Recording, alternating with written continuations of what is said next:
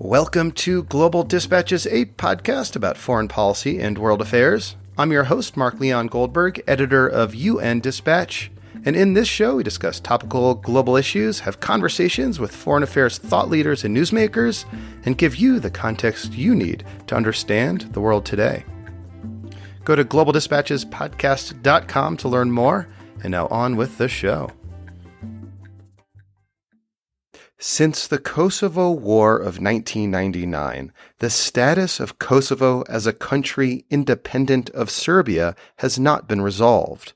Many countries, including the United States and most of Europe, recognize Kosovo as an independent country, but others do not, including Russia, which has blocked Kosovo's aspirations to join the United Nations.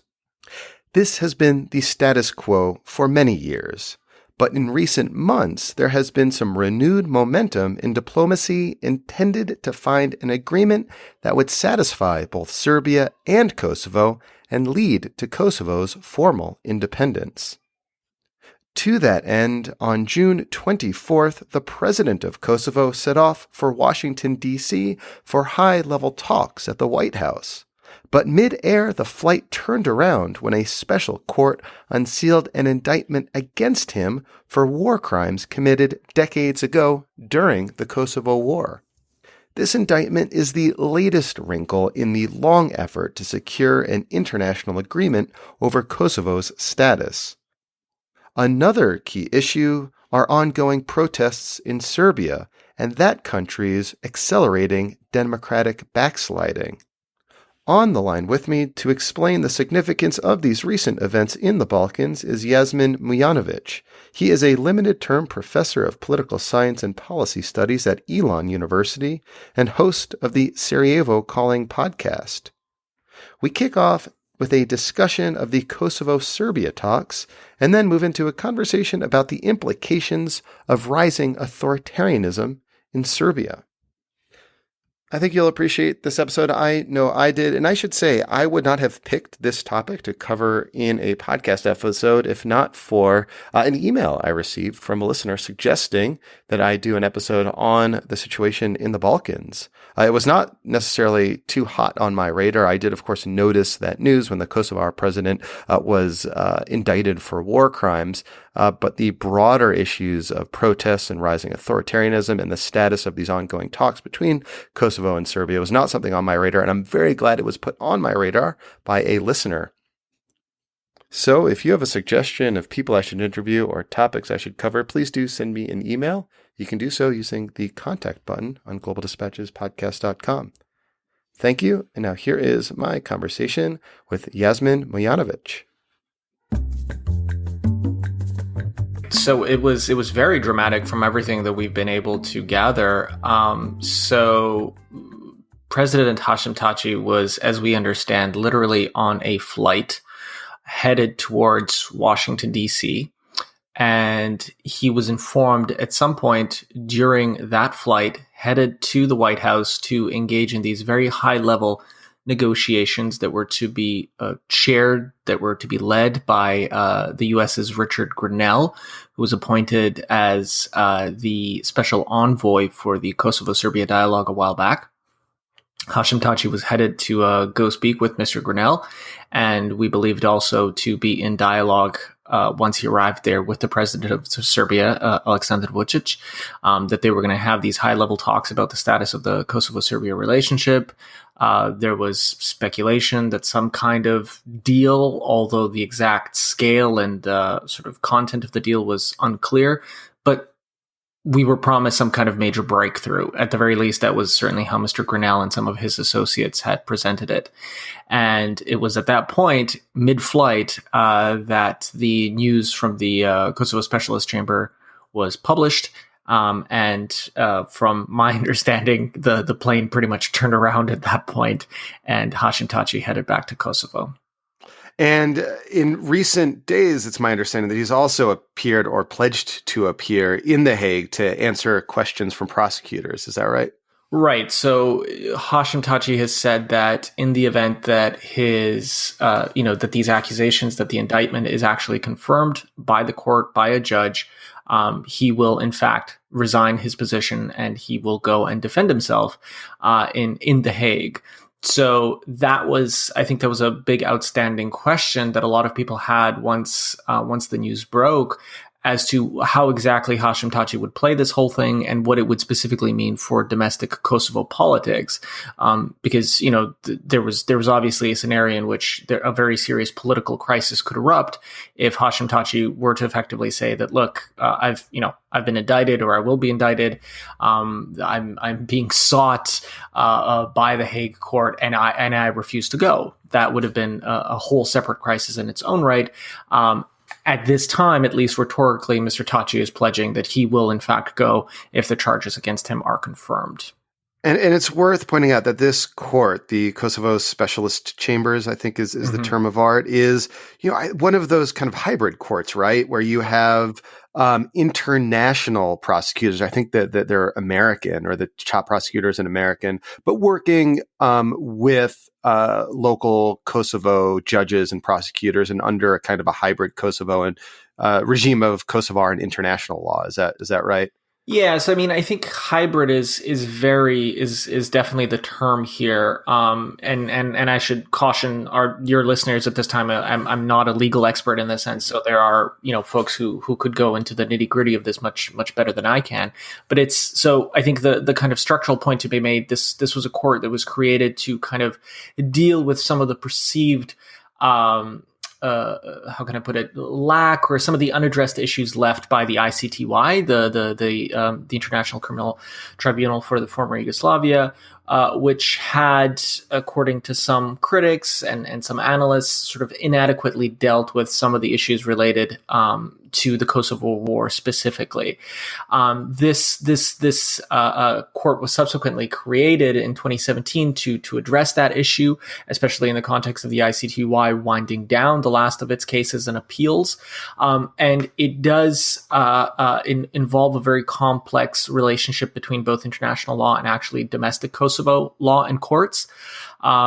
So it's in that sense, it's a very innovative body. And I think there has been a lot of interest, for folks who work on questions of international justice and international law as to how successful this court will actually be, and whether it's potentially a model for how we deal with war crimes and crimes against humanity in the future.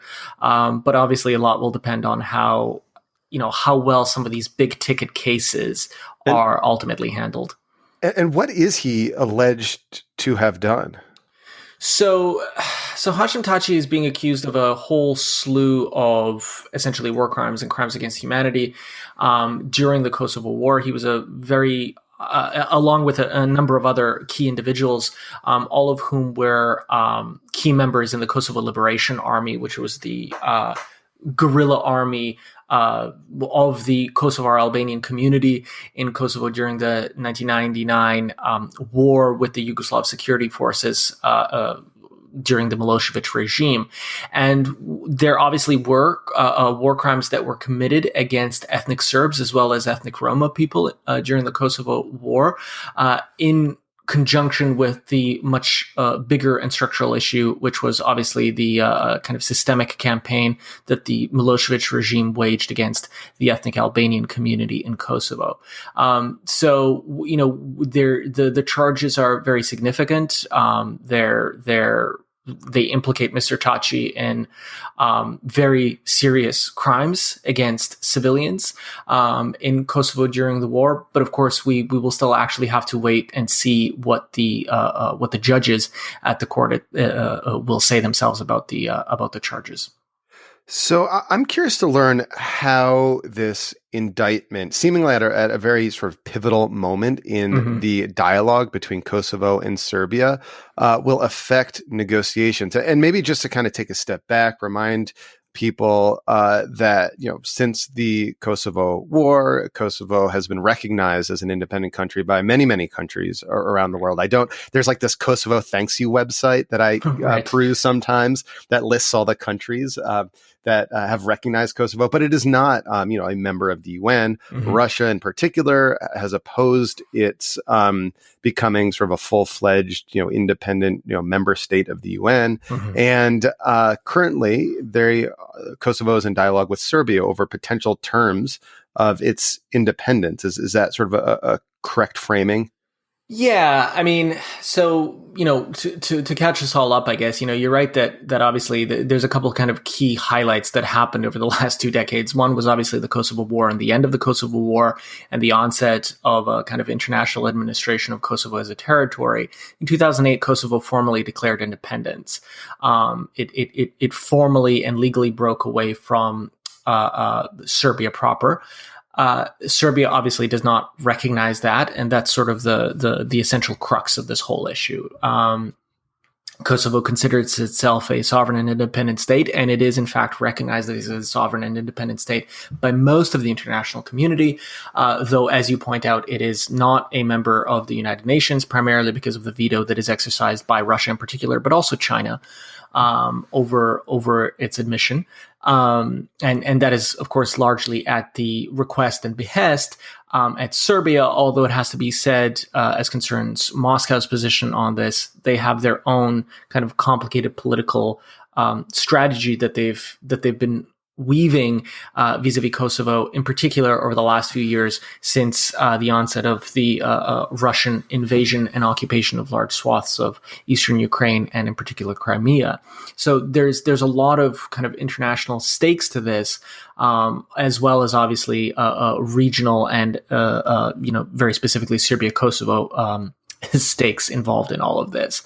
So the kind of the holy grail in the relationship obviously is something that both the European Union and the United States have been working on to various extents and with various degrees of energy and interest since 2008, specifically, which is, of course, that, there would be some kind of recognition deal and some kind of final settlement between Serbia and Kosovo, which would presumably involve Serbia both recognizing Kosovo's independence and sovereignty.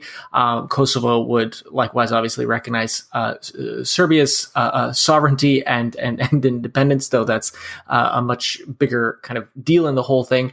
But also we would have some kind of final settlement as concerns the rights of and the rights and political position of the ethnic Serb minority in Kosovo proper. So there's a lot of very fluid pieces to the whole situation, and then there's of course the broader issue, or I shouldn't say broader issue, but the specific issue, for instance, of a number of very, very important religious sites in Kosovo, in particular for the Serbian Orthodox community. And it's long been speculated that some kind of special status would have to be negotiated for those properties as well. So there's a lot of kind of emotional and political weight attached with the issue, which obviously speaks to, why it's taken this long. Though obviously it has to be said, I think realistically speaking, the brunt of the weight of the unsettled status of Kosovo has been borne by ordinary Kosovars in Kosovo itself, and I think in particular Kosovar Albanians, who find themselves in this very bizarre and very unfortunate international limbo. Most strikingly, for instance, the fact that there are 5 European Union member states that do not recognize Kosovo, although states, like Germany and France and Canada and the United States obviously do recognize Kosovo.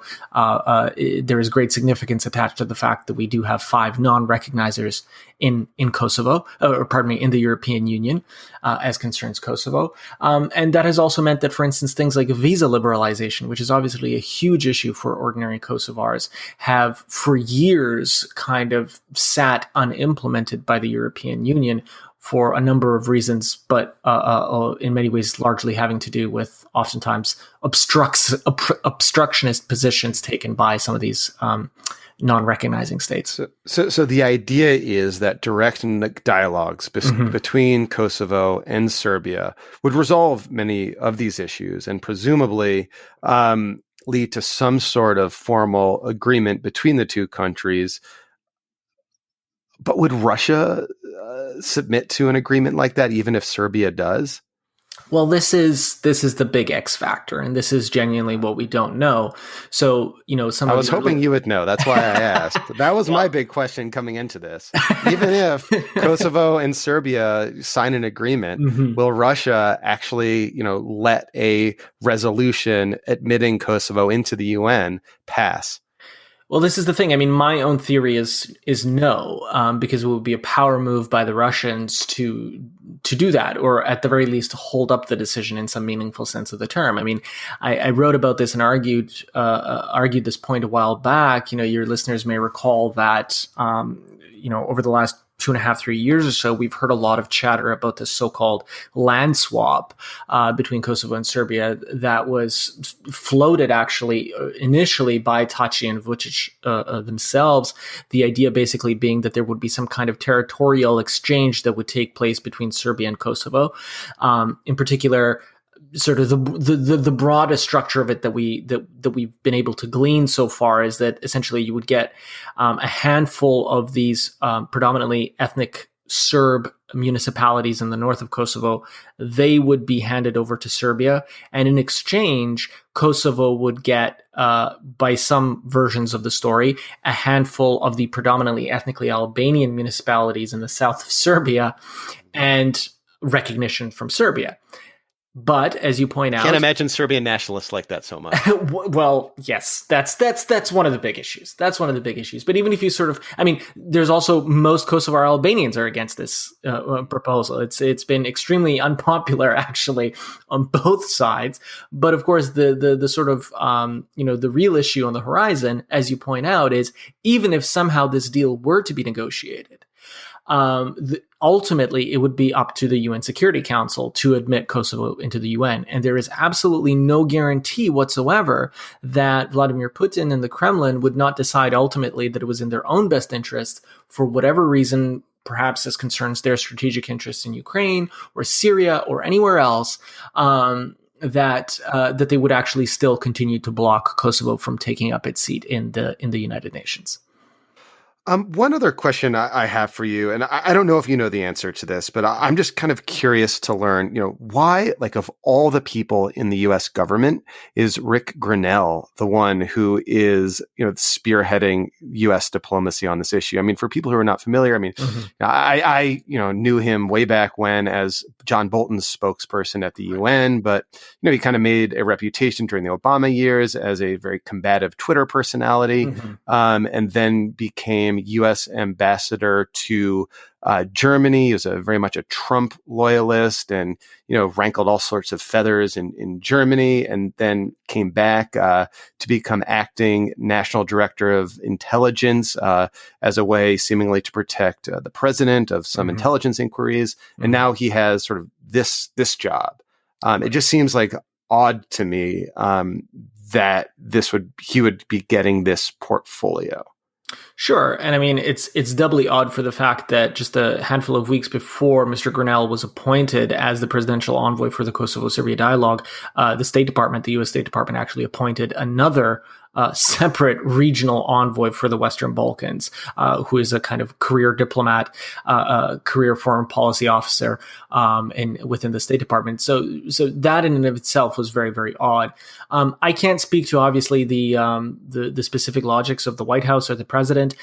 My understanding is, though, I think from kind of the regional local level, there was a lot of appetite on the part of both the Vučić government and the Taci administration to have Mr. Grenell in this position. He was perceived, and I think understandably so, as being a kind of direct link to the president, as being a very, very loyal soldier, as it were, of quote unquote Trump world. And as such, having Mr. Grenell take care of this portfolio and lead this portfolio, especially with all the kind of bravado that he has already done. As my colleague, Valerie Hopkins, a journalist, she commented on our podcast actually a couple of weeks ago that having spoken to Mr. Grenell at some point, he said something to the effect of, that it was his desire to get Kosovo and Serbia, quote unquote, lit, meaning kind of economically, I guess, activated, robust, this kind of Trumpian deal making shtick that we're all very familiar with at this point, I think is what Mr. Grenell has been expected to do. And in some ways, that has been very attractive to Aleksandar Vučić and Hashim Thaçi, who are also, they are deal makers and they're not traditional politicians. Aleksandar Vučić comes out of the ultra nationalist right wing of Serbian politics. Hashim Thaçi is a former guerrilla. They're not exactly bureaucratic types themselves. And so all of that said, and plus the idea of Grenell having this direct line to President Trump, I think was very, very attractive for both, key people in Belgrade and Pristina. No, that makes perfect sense. So I'm glad you mentioned Vučić because, we are speaking really just a day after some major protests in Belgrade. The sort of purpose of the protests, I've seen sort of competing explanations. Mm-hmm. Certain things are a fact that, what was it, in late June? Mm-hmm. There was an election in Serbia. You can explain better than I, but my understanding is that Vučić called for these elections in the midst of a pandemic in order to tighten and expand the grip on power of his right-wing movement. And then, shortly after the elections, ordered a national lockdown. Mm-hmm. Yeah. So, again, I think just to kind of step back, the structural point to note here is that Serbian democracy has been declining in fits and starts for the better part of the last decade, in particular since Mr. Vučić and his Serbian Progressive Party kind of came to the fore in and around 2012. Since that point, we have seen what were already, relatively speaking, very modest gains that Serbia had made in its overall democratic administration since the fall of Milosevic in October of 2000. There's been very, very significant democratic decline and rollback. The SNS has progressively come to dominate the Serbian state and the Serbian security services. And of course, the Serbian media environment and space, they've taken more and more firm control over much of the last decade. As you point out, we had elections very recently. There was already a lot of controversy going into those elections, even before the pandemic broke out, actually, because the Serbian opposition parties have for a very long time now argued that, functionally speaking, Serbia has become so illiberal and so unfree that there are, in their minds, no actual free and fair elections taking place anymore. And so they actually boycotted the elections, or most of the opposition parties did, in order to demonstrate, they argued, to the international community that, Serbia was now a decidedly autocratic state. Now, putting aside the kind of strategic wisdom of that approach, it is the case that they went through with that threat. The elections did take place just a handful of weeks ago, as you noted, in the midst of a global pandemic, and in the midst actually of a major spike in coronavirus cases in Serbia itself, that at the time of the election campaign, the government and Mr. Vučić himself were continuously assuring their citizens that everything was under control, it wasn't a major issue, so on and so forth. And then, as you point out, once the elections concluded, and the SNS not only absolutely dominated, I don't have the numbers in front of me right now, but I believe it's something like, nearly 4/5 or, 2/3, just an absurd amount of votes that they finally won in the elections. They effectively have no opposition in the parliament at this point.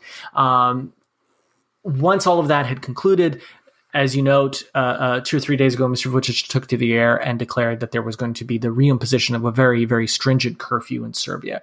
And this, of course, caused no small amount of outrage among ordinary citizens. And it also tapped into, again, as I was saying, a long-standing concerns about democratic decline in Serbia, because, some of your listeners may recall that over the last 2 years or so, we actually have seen these waves of protests against the Vučić government in Serbia that have sort of come and gone in fits and waves, and have variously featured, at times very prominently, unfortunately, members of the Serbian opposition who are themselves very, very extremist and far right in their nationalist views.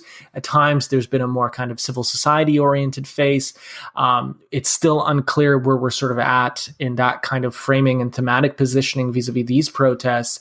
But it's certainly fair to say... meaning that the protests could be driven by sort of ordinary, fed up Serbians who are upset about democratic backsliding, the COVID crisis, or it could be far right nationalist Serbians upset that Vučić is sort of giving away parts of Serbia in his negotiations with Kosovo? Yeah, so that's unfortunately kind of the dynamic that we have seen over the last few years. The reality is, unfortunately, that in Serbia presently, we don't really have what I think we could genuinely characterize as a kind of non-nationalist opposition to Serbia, a non-nationalist opposition to the government. Virtually all of the parties that are characterized as being on, part of the kind of opposition in Serbia are themselves often playing with various kinds of nationalist themes. Some very, very explicitly and in very, very reactionary ways, like the Dveri party, which is a far-right party and gained a lot of prominence during the last wave of protests. But at the same time, I think it would be very unfair to not acknowledge that there is a lot of Serbians, and young Serbians in particular, who are equally disillusioned both with these parliamentary opposition parties and the Vučić government, and who have oftentimes themselves been at the forefront of previous protest waves. For instance, the so-called Let's Not Drown Belgrade protests, which were to do with some controversial development issues on the Belgrade waterfront. So at this time, I think it's still a very, very fluid situation with these new protests. My sense, right now, in early July, as it were, is that this does seem to be a more kind of genuine citizen-led eruption of anger and disillusionment with the Vučić government. At some point, the protests may once again be hijacked by some of these more reactionary elements. But for the moment, this seems to be a very kind of genuine outpouring of resentment at Mr. Vučić and his administration. I guess finally, in what ways has the promise of entry into the European Union sort of failed to live up to what I would seem to be like the promise that Serbia wouldn't democratic backslide? Sort of, in other words, Right. Serbia is accelerating its democratic backsliding. At the same time, it's seeking entry into the European Union. Presumably, the opposite was supposed to happen. Sure. I mean, I think the reality is that the so-called transformative potential and transformative capacities of the European Union have proven themselves in reality to be extremely limited. European policy as concerns the broader Western Balkans has for many years, indeed decades, I think, essentially since 2003, the famed sort of Thessaloniki summit, when the European Union formally pledged to the states of the Western Balkans that all of them had a credible European perspective and that the European Union would work with them to get them into the European Union. And while that was a hugely important moment and a kind of landmark decision, and indeed has proven to be sort of the anchor point of the Western Balkan EU relationship since then, in practice, that relationship has been much, much, much more fraught. And to my mind, I think one of the central problems with it is that the European Union itself has shown itself to be at times incapable and I think much more alarmingly unwilling to actually confront, in a meaningful sense of the term, the architects and agents of democratic backsliding in the region. And the result of that has been not only that the process in countries like Serbia, but also Bosnia, Kosovo, North Macedonia, Montenegro, which always were going to need a much longer period of time to sort of get their houses in order because of the nature of, in the case of Bosnia, for instance, the severity and catastrophe that was the Bosnian War and the Bosnian genocide. But in other places like Serbia, for instance, the extremely corrosive and toxic legacies of the Milosevic regime. Right, these states were always going to need a very a different kind of approach than the EU, for instance, had marshaled in the states of the former Eastern Bloc. And the reality is that never really happened. And the consequence of that has been that there's been a lot of disillusionment over the last decade, I think, in particular, in the states of the Western Balkans themselves. I think, realistically speaking, the vast majority of the people in the region who are not yet members of the European Union, in states that are not yet members of the European Union, I don't think that very many of them still believe that the EU is actually a credible horizon, at least in their biological lifetimes. That has spurred a massive immigration crisis. And then relatedly, and this is sort of the final point that I would make here, even the states that have joined the European Union from the former Yugoslavia, like Slovenia and Croatia, we've actually seen very significant democratic backsliding in these states as well. So I think in many ways, and I say this with a heavy heart because I am a believer and a champion of sort of the European future of the Western Balkans, the European project in practice has not really worked out very well for the region. Well, Yasmin, thank you so much for your time. This is very helpful. Now I need to go read your book. To have a beer. Well, we first. plugged your podcast, so we should plug your book too. Thank you very much. Yeah. I wrote it a handful of years ago, 2 or 3 years ago now, Hunger and Fury, the crisis of democracy in the Balkans. And it talks about in more depth about a lot of the issues that we've already touched on today. Great. Thank you. Thank you. All right. Thank you all for listening. Thank you to Yasmin, and I'll post a link to his podcast and to his book on the homepage of globaldispatchespodcast.com and in the show notes. And again, thank you to the listener who reached out to me and suggested that I cover this issue. Much appreciated. We'll see you next time. Bye.